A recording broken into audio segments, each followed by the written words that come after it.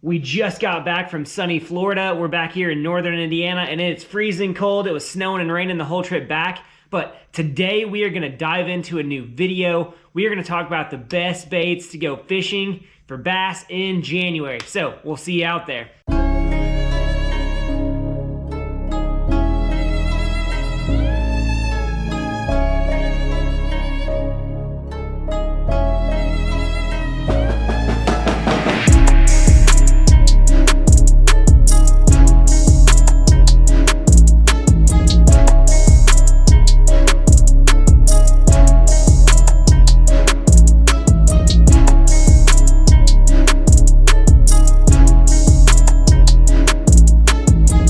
If you're lucky enough to still have open water in January, you're going to be facing some of the most brutal temperatures that you're going to find on the water.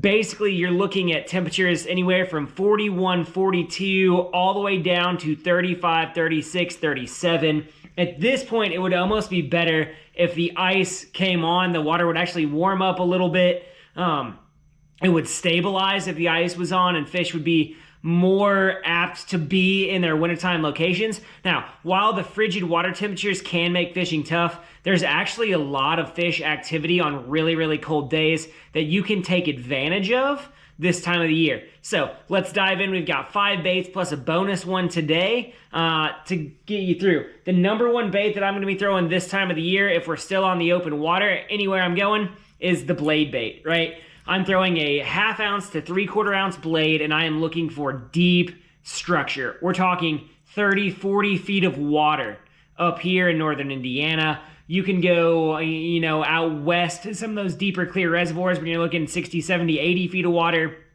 You can go down south and be looking in 15, 20 feet of water, just depending on what, what lake you're fishing, right? You want to focus that blade bait bite on those deeper structure areas, humps, ridges, saddles, anywhere that bait fish are going to intersect with bass. Now, up here in northern Indiana, Michigan, places like that, I really like to fish guts, right? Areas where there is not a lot of stuff on the bottom, but it is the central area where a bay kind of bottoms out or a cut bottoms out.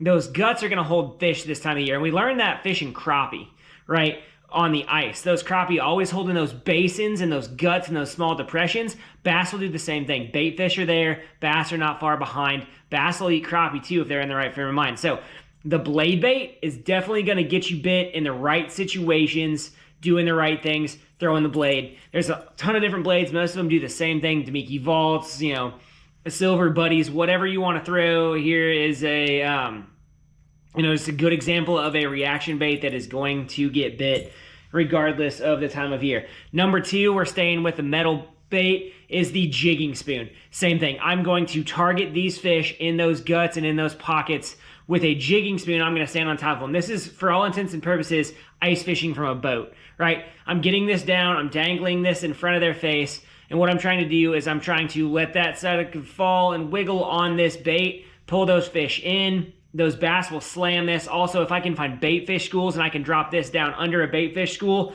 it's going to get bit. Bass, crappie, pike, northern, all of them run in the same kind of areas right now in this freezing temperature weather, right? So if you can get on them in those basins and those guts and drops, this is a great bait to dangle in front of them this time of the year. 1/4 ounce, 1/2 ounce. I like the smaller size right there. That's a 2-inch. Acme Castmaster right there. I really like this bait because it is flat on one side and beveled on the other, and that's a really loud profile for fish. It's just a hunk of metal, right?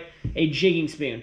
Now, as we're also considering different baits, right? We've got 2 metal baits that are pure reaction. The next bait I'm going to throw is the tube, and always in the cold water, I am throwing the Maxent Tube. I like this copper color right here. This is a deadly, deadly, deadly bait. I've done a lot of videos about this tube. This tube has a special place in my heart. It will literally catch fish in brutal conditions, right? If I'm going out and I'm going to throw either a jig or a tube, I'm taking the tube. This time of year, it's going to generate more bites. It's going to get bit more often. And me personally, I'm a numbers guy versus a size guy. I want to catch fish to know I'm in the right spot. Now, you can pick up a jig behind a tube and catch some bigger fish, maybe some different fish, but the tube is going to get the day in, day out call for me, especially the Maxent tube in this burnt copper color right here. This is the tube that I'm going to throw 9 times out of 10. If it's a tube, it's this one, or it's green pumpkin with red flake, right? And both of them always Maxent tubes in cold water. I'm a huge believer in the Maxent tube. I think it makes all the difference in the cold. The Maxent tube is the way to go, right? So that's 3 baits right now. Number 4, this is our first really, truly horizontal bait, and this is going to be that Arashi Spinhead with the Megabass Spark Shed. And that bait right there, cut to some underwater footage, is the Maserati of swim baits. The bite is going to be tough in brutal cold conditions. If the water has any clarity at all, dragging a single swim bait through the zone is really going to get you bit. In the coldest of water, they will bite a single swimmer. I like this because it destabilizes. It allows me to fish that bait slower. If I'm going to throw it on a regular head, I'm going to throw it on a Matt Allen Tactical Bass and Dirty Jigs 3/8 ounce head, and I'm going to let that bait just fall to the bottom, and I'm going to slowly drag it, the slowest wind you can think of. But that single swimmer is going to get bit in those brutal temperatures all the way down. Now, here's the interesting thing. This 5th bait here for you is going to change up the dynamics of what we thought, right? Tactical Bassin went out on a limb a few years ago, made the speed crank, did all of those videos where they're catching bass in brutal temperatures and freezing water, and it got me thinking about speed cranking. Now, the fish populations that I'm around are still susceptible to speed cranking. They just don't like as big of a profile. The same bait that can duplicate what that Tactical Bassin DD crank is the Wiggle Wart, right? The original Wiggle Wart, and I always throw them in crawfish colors when the water's cold. This bait, on sunny days, fish will pull up on rock veins or pull up on timber points. This bait is going to get you bit in the coldest water temps, right? That Wiggle Wart looks amazing underwater. It's got a nice wide wobble to it, and it's contrary to what we've always been taught about bass behavior in cold water. But what it does is it simulates that crawfish being there, digging through there. Bass are going to react to this. I grind this bait down, pause, burn, burn, burn, burn, burn, pause, burn, burn, burn, burn, burn, pause. And what those fish are going to do is they're purely going to react. It's like a jerk bait, right? But it's a crankbait. I have caught a bunch of fish doing that, right? Especially if I can find rock or timber. There's a great spot on the St. Joe River that has a bunch of timber. Smallmouth will chew this bait all winter if you can find them in the right spot, right?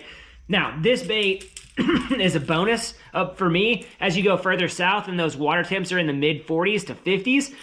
This is the only bait I'm going to throw. I'm going to grind points. I'm going to grind ledges. I'm going to grind humps with this bait because we're going to connect with the right kind of fish, right? If you got any kind of water clarity, you got rock, I'm throwing a crankbait, either an RC55 or a Wiggle Wart or the Tactical Bassin DD, but the Wiggle Wart is the one that always gets the call for me first in the wintertime because this is what it was made to do. Crawl through rocks, crawl through cover, get bit, right? Now, I said we had a bonus lure, the 6th lure, and if you can get away with the rig will still get bit in the coldest temps. Now, when the water is this cold, exclusively, I'm going to go with white to translucent swim baits, and I'm going to go with a bladed rig, and I'm going to slow roll that. I'm going to cast it out, let it fall all the way to the bottom, let it sit there, and then I'm going to slow wind that rig, right? And what that bladed rig does is it's going to call fish to react from a long way away. You want to pump it and give it some action while you're doing that. The bladed rig is a great way to get bit. It is a way that you can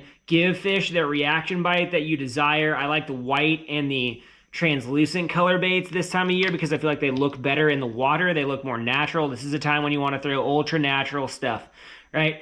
So I hope you guys enjoyed today's video. If you learned something, give us a like, give us a subscribe. If you're already a subscriber, hit that bell for us, right? Turn that bell on so you get notifications when we post stuff. If you have likes, comments, give us a comment, right? Let us know what videos you want to do. If you have questions, ask them. If you want to see specific category Louis underwater, whatever it is, give us a ring on that comment section. We'll try to help you out. Hey, we'll see you out there. Thanks for hanging out with us today.